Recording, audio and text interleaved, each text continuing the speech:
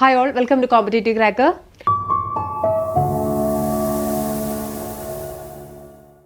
Set physics എക്സാമിൻ്റെ last ലാപ്പിലേക്ക് നമ്മൾ എത്തിയിരിക്കുകയാണ്. ഈ വരുന്ന ഫെബ്രുവരിയിൽ നമുക്ക് സെറ്റ് ഫിസിക്സിൻ്റെ എക്സാം നടക്കാൻ പോവുകയാണ്.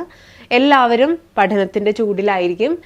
അപ്പോൾ ഇതുവരെ പഠനം തുടങ്ങാത്തവരും ചിലപ്പോൾ ഉണ്ടാവും. അപ്പോൾ ഈ ലാസ്റ്റ് ലാപ്പിൽ നമ്മൾ പഠിക്കേണ്ട കുറച്ച് ഫോക്കസ് ഏരിയാസ് 9ഓളം പേപ്പേഴ്സ് ആയിട്ടാണ് നമ്മളുടെ സിലബസ് കിടക്കുന്നത്. അതോടൊപ്പം തന്നെ ജനറൽ പേപ്പറും ഉണ്ട്. അപ്പോൾ ഇത് രണ്ടും ഒരുപോലെ നമ്മൾ മുന്നോട്ട് കൊണ്ടുപോകണം. അപ്പോൾ ഈ ഒരു 9 പേപ്പേഴ്സിൽ വരുന്ന ഫിസിക്സിൻ്റെ മെയിൻ പേപ്പേഴ്സിൽ വരുന്ന ഫോക്കസ് ഏരിയാസ് ഏതൊക്കെയാണെന്നുള്ളതാണ് ഇന്നത്തെ വീഡിയോയിൽ നമ്മൾ ഡിസ്കസ് ചെയ്യാൻ പോകുന്നത്. അപ്പം നമുക്ക് ഫസ്റ്റ് തന്നെ ആ ഫോക്കസ് 9 പേപ്പേഴ്സ് ഏതൊക്കെയാണെന്നൊന്ന് നോക്കാം. എല്ലാവർക്കും അറിയാവുന്ന കാര്യമായിരിക്കും. Mathematical physics, classical mechanics, quantum mechanics, statistical mechanics, electromagnetic theory, atomic and molecular physics, nuclear and particle physics, condensed matter physics and electronics. ഇത്രയും പേപ്പേഴ്സിലുള്ള ഇതൊരു വാസ്റ്റ് ആയിട്ടുള്ള സിലബസ് ആണ്. ഫുള്ളി ഇപ്പോൾ ഒന്നും സ്റ്റാർട്ട് ചെയ്യാത്തവരും കുറച്ചൊക്കെ പഠിച്ചിട്ടുണ്ടവരും എല്ലാവരും കൂടി ഉൾപ്പെട്ടിട്ടുള്ള ഒരു ഗ്രൂപ്പായിരിക്കും നമുക്കുണ്ടാവുക. അപ്പോൾ ഇതിൽ ഈ 9 പേപ്പേഴ്സിലും നമുക്ക് കോൺസെപ്റ്റുകൾ നന്നായിട്ട് ക്ലിയർ ആയിരിക്കണം. അതുപോലെ തന്നെ പ്രോബ്ലംസും നമ്മൾ എക്സ്പെക്റ്റ് ചെയ്യാവുന്നതാണ്. ഈ കഴിഞ്ഞ സെറ്റ് ഫിസിക്സിൻ്റെ എക്സാമുകളെല്ലാം നമ്മൾ നോക്കിയിട്ടുണ്ടെങ്കിൽ ചില പാർട്ടിൽ നിന്ന് റിപ്പീറ്റഡ് ആയിട്ട് ആ ഒരു പോർഷനിൽ നിന്ന് എന്തായാലും ക്വസ്റ്റ്യൻ നമുക്ക് പ്രതീക്ഷിക്കാം.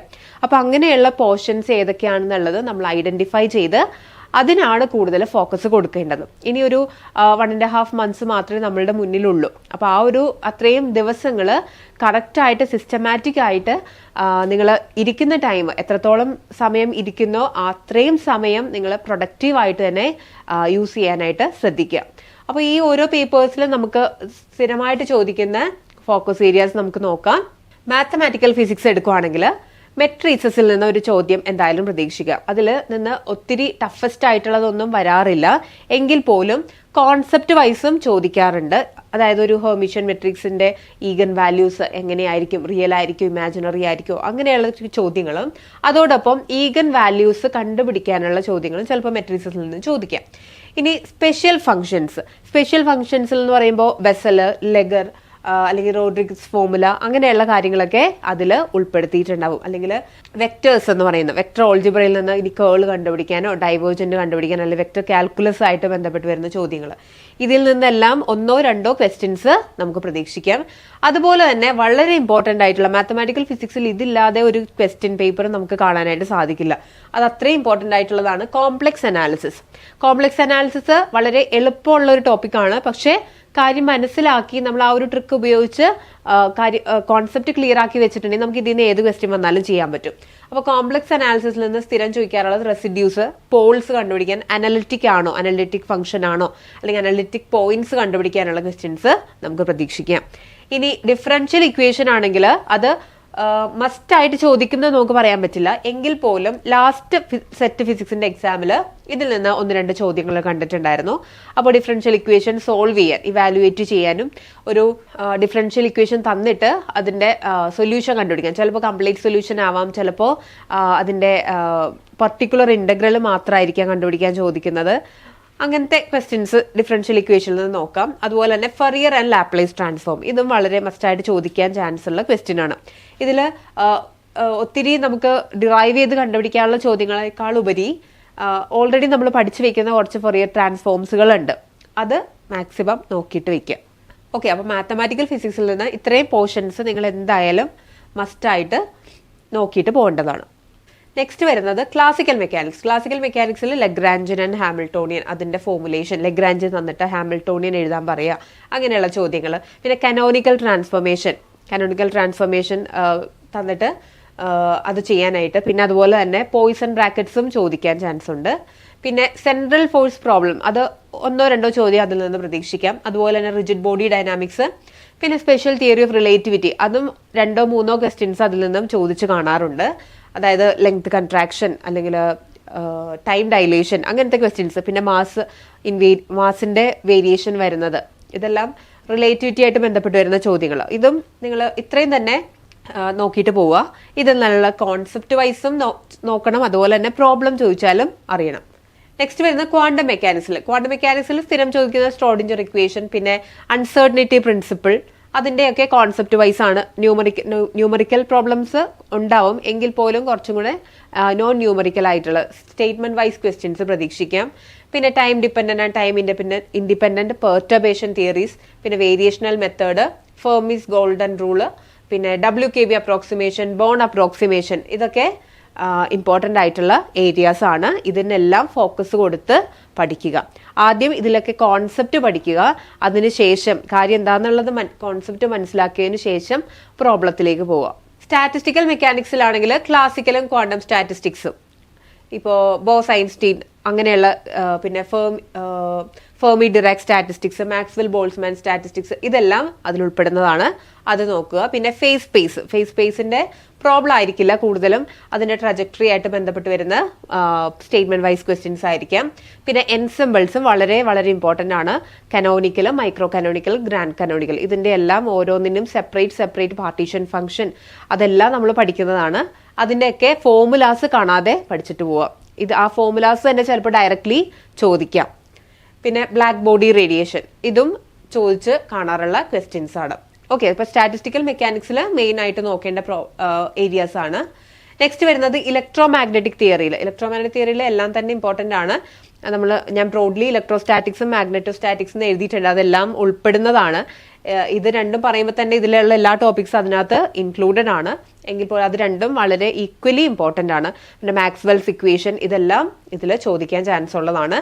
പിന്നെ മാക്സ്വെൽസ് ഇക്വേഷൻ തന്നിട്ട് ഇതിൽ ഏതാണ് അല്ലാത്തത്, അങ്ങനെയുള്ള ചോദ്യങ്ങൾ പ്രതീക്ഷിക്കാം. അതുപോലെ തന്നെ ട്രാൻസ്മിഷൻ ലൈൻസ്, പിന്നെ wave guides. Atomic and molecular ഫിസിക്സിൽ അറ്റോമിക് സ്പെക്ട്രോസ്കോപ്പി, മോളിക്കുലർ സ്പെക്ട്രോസ്കോപ്പി എന്ന് ഞാൻ ബ്രോഡ്ലി ക്ലാസിഫൈ ചെയ്തിരിക്കുകയാണ്. പക്ഷെ അതിൽ തന്നെ എല്ലാം രാമൻ സ്പെക്ട്രോസ്കോപ്പി, പിന്നെ സ്റ്റോക്സ്, പിന്നെ ആന്റി സ്റ്റോക്സ് ലൈൻസ്, പിന്നെ അതുപോലെ തന്നെ വൈബ്രേഷണൽ, പിന്നെ റൊട്ടേഷണൽ സ്പെക്ട്രോസ്കോപ്പി, ഇത് രണ്ടും ഇൻഫ്രാറെഡ് എന്നും മൈക്രോവേവ് എന്നും സ്പെക്ട്രോസ്കോപ്പി എന്നും നമുക്ക് പറയാം.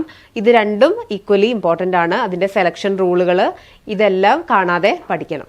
ഓക്കെ, ഇതിലൊന്നും നമുക്ക് അവോയ്ഡ് ചെയ്യാൻ പറ്റുന്ന ഏരിയാസ് ഒന്നുമല്ല, ഇതെല്ലാം ഈക്വലി ഇമ്പോർട്ടന്റ് തന്നെയാണ്. ഓക്കെ, പിന്നെ ലേസറിൽ നിന്നുള്ള ചോദ്യം, അത് വളരെ വളരെ ഇമ്പോർട്ടന്റ് എന്ന് പറയാൻ പറ്റില്ല, എങ്കിൽ പോലും അതിൽ നിന്ന് 1-2 ക്വസ്റ്റ്യൻ നമുക്ക് പ്രതീക്ഷിക്കാം. ഓക്കെ, ലേസറിന്റെ സ്പോണ്ടേനിയസ് എമിഷൻ അല്ലെങ്കിൽ സ്റ്റിമുലേറ്റഡ് എമിഷൻ, അതിൽ എങ്ങനെയാണ്, പിന്നെ 4 ലെവൽ ലേസർ, 3 ലെവൽ ലേസർ, അതെന്താണെന്നൊക്കെ പഠിച്ചു വെച്ചിട്ടുണ്ടെങ്കിൽ നമുക്ക് അതിൽ നിന്ന് അത്യാവശ്യം സ്റ്റേറ്റ്മെന്റ് വൈസ് ക്വസ്റ്റ്യൻ വരുമ്പോൾ തന്നെ നമുക്ക് അത് അറ്റൻഡ് ചെയ്യാനായിട്ട് പറ്റും. ഓക്കെ, ലേസറൊക്കെ അത്യാവശ്യം എളുപ്പമുള്ള ടോപ്പിക്കുകളാണ്. ഓക്കെ, ലേസറിന്റെ ആ ഒരു വർക്കിംഗ് പ്രിൻസിപ്പിൾ എന്താണെന്നുള്ളത് പഠിച്ചു വെച്ചാൽ മതി. നെക്സ്റ്റ് വരുന്നത് ന്യൂക്ലിയർ ആൻഡ് പാർട്ടിക്കിൾ ഫിസിക്സ്. ഇതിലാണെങ്കിലും ന്യൂക്ലിയർ പ്രോപ്പർട്ടീസ് വളരെ വളരെ ഇമ്പോർട്ടന്റ് ആണ്. അതുപോലെ തന്നെ സെമി എംപിരിക്കൽ മാസ് ഫോർമുല, അതിൻ്റെ അകത്ത് വരുന്ന കുറെ ടേമുകളുണ്ട്. വോളിയം ടേം അല്ലെങ്കിൽ സർഫസ് ടേം, പിന്നെ ബൈൻഡിങ് എനർജിയും സെമി എംപിരിക്കൽ മാസ് ഫോർമുല, ഇത് രണ്ടും കണക്റ്റഡ് ആണ്. അപ്പോൾ അതിൽ വരുന്ന ഓരോ ടേമുകൾ വളരെ ഇമ്പോർട്ടന്റ് ആണ്. ആ ടേമുകൾ എങ്ങനെയാണ് ആയിട്ട്, അതായത് മാസ് നമ്പർ ആയിട്ട് എങ്ങനെയാണ് റിലേറ്റഡ് ആയിട്ടിരിക്കുന്നത്, അതൊക്കെ കാണാതെ നോക്കുക. പിന്നെ ബൈൻഡിങ് എനർജി കർവ് നമ്മൾ കണ്ടിട്ടുണ്ട്, അത് നോക്കുക. പിന്നെ ഷെൽ മോഡലിൽ വരുമ്പോൾ മാജിക് നമ്പേഴ്സ്, എങ്ങനെയാണ് പ്രോട്ടോൺസിന്റെയും ന്യൂട്രോൺസിന്റെയും മാജിക് നമ്പേഴ്സ് വെച്ചിട്ട് നമ്മൾ ഷെൽ മോഡൽ എഴുതുന്നത്, അത് നോക്കുക. പിന്നെ ആൽഫ ആൻഡ് ബീറ്റ ഡീക്കേസ്, ഇപ്പോൾ ഒരു പ്രോസസ്സിന്റെ ഒരു ഫോർമുല തന്നിട്ട് ഇത് പോസിബിൾ ആണോ അല്ലയോ എന്നുള്ള ക്വസ്റ്റ്യൻസ് നമുക്ക് പ്രതീക്ഷിക്കാം.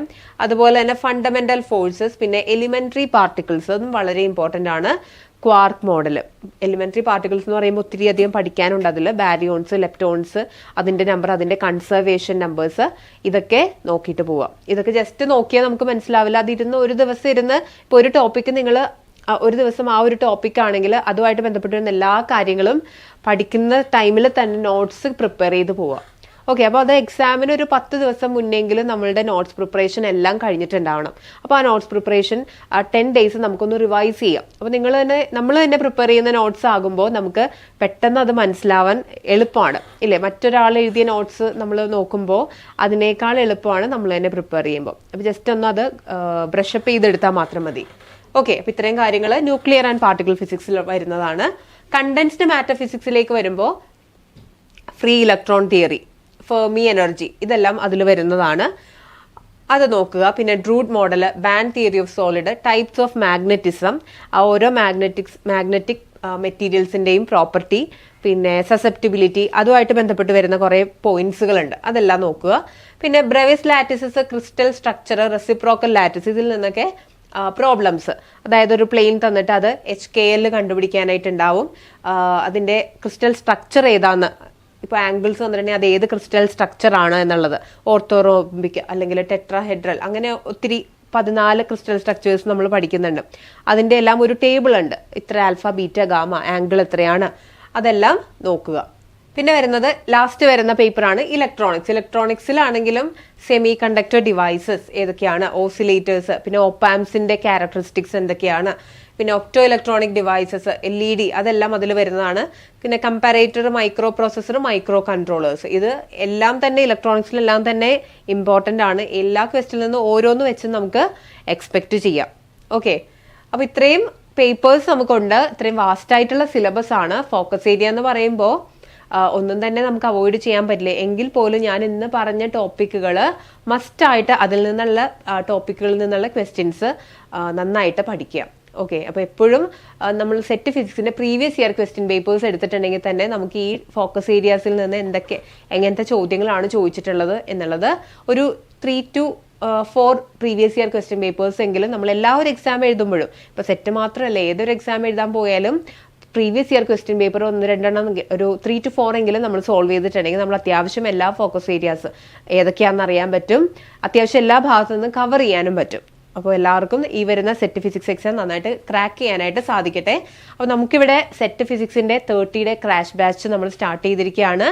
ഇതിലേക്ക് നമുക്ക് ഇതിന്റെ ഒരു പ്രത്യേകത എന്ന് പറയുന്നത്, നമ്മുടെ ഈ കോഴ്സിന്റെ മെയിൻ ഫീച്ചർ എന്ന് പറയുന്നത് തന്നെ ജനറൽ പേപ്പറിനും ഈക്വലി ഇമ്പോർട്ടൻസ് കൊടുത്തുകൊണ്ടുള്ള ലൈവ് ക്ലാസ്സസ് ആയിരിക്കും നമ്മളുടെ ഈ ബാച്ചിൽ പോകാൻ പോകുന്നത്. അപ്പോൾ ജനറൽ പേപ്പറിന് തന്നെ മോഡൽ എക്സാംസ് സെപ്പറേറ്റ്ലി ഉണ്ട്.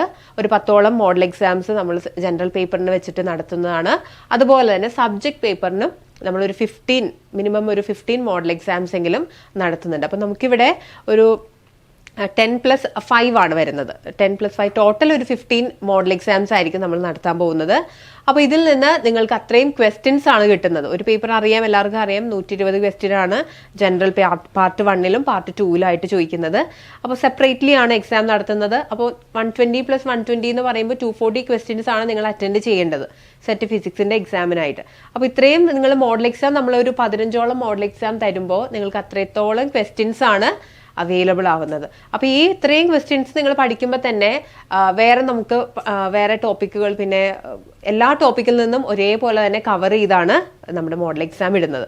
അപ്പോൾ ഈ വരുന്ന സെറ്റ് ഫിസിക്സ് എക്സാം എല്ലാവർക്കും നന്നായിട്ട് ക്രാക്ക് ചെയ്യാനായിട്ട് സാധിക്കട്ടെ. അതുപോലെ തന്നെ ഫോക്കസ് ഏരിയാസ് നന്നായിട്ട് ശ്രദ്ധിക്കുക. പിന്നെ 30-ഡേ ക്രാഷ് ബാച്ചിൽ അതോടൊപ്പം ലൈവ് ക്ലാസ്സുകളും ഇൻക്ലൂഡഡ് ആണ്. പിന്നെ വീക്ക്ലി നിങ്ങൾക്ക് ടെസ്റ്റുകളുണ്ട്. അതോടൊപ്പം തന്നെ 24/7 എപ്പോൾ വേണമെങ്കിലും നിങ്ങൾക്ക് മെന്റർഷിപ്പ് സപ്പോർട്ടും ഉണ്ട്. അപ്പോൾ എപ്പോഴും എത്രത്തോളം നിങ്ങളൊരു നല്ലൊരു ഗൈഡൻസ് കിട്ടിയാലാണ് നമുക്ക് എത്രത്തോളം നമുക്ക് അതിൽ പെർഫോം ചെയ്യാൻ പറ്റും എന്നുള്ളത് മനസ്സിലാവുള്ളൂ. അപ്പോൾ നല്ലൊരു പ്രോപ്പർ ഗൈഡൻസ് നിങ്ങൾക്ക് ഇവിടെ നിന്ന് കിട്ടുന്നതായിരിക്കും. അപ്പോൾ എല്ലാവർക്കും ഈ വരുന്ന സെറ്റ് ഫിസിക്സ് എക്സാം നന്നായിട്ട് ക്രാക്ക് ചെയ്യാനായിട്ട് സാധിക്കട്ടെ. Thank you all.